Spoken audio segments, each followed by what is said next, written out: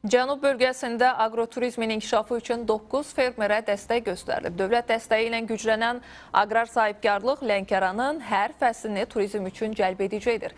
Əməkdaşlarımız bugün agroturizm fəaliyyəti ilə məşğul olan belə təsərrüfatlardan birində intensiv sitrus və subtropik meyvə bağında olublar.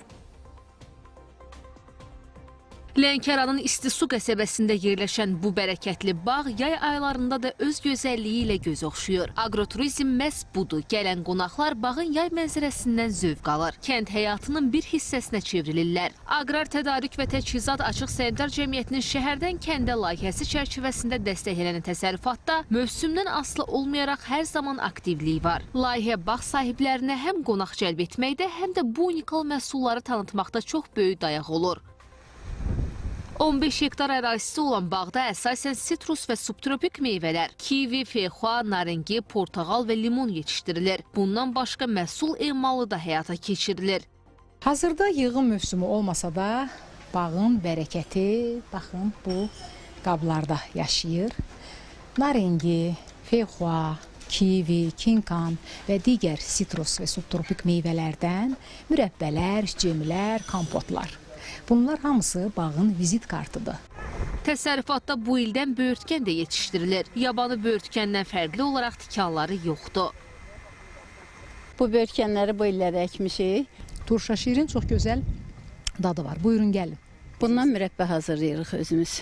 Deməli biz gələn qonaqlara çayı ancaq mürəbbə ilə təqdim edirik. Mürəbbələri dadına baxanda gəlir hökmən alışın eləyir.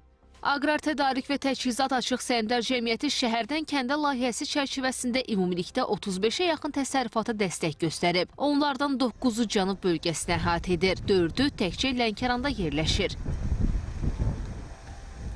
Hazırda olduğumuz təsərrüfat intensiv bağçılıq təsərrüfatıdır. Bu bağın, bağçılığın təsərrüfat sahibinin daha da gəlirlərinin artırılması üçün və agroturizmin inkişaf elətdirilməsi üçün 30.000 banka mürəbbə və 10.000 banka kompot istehsalına dəstək göstərmişik. Həmin dəstək nəticəsində xanım artıq öz təsərrüfatını genişləndirərək ölkəmizin müxtəlif ərazilərinə, müxtəlif regionlarına məhsullar satışa çıxarıla bilir.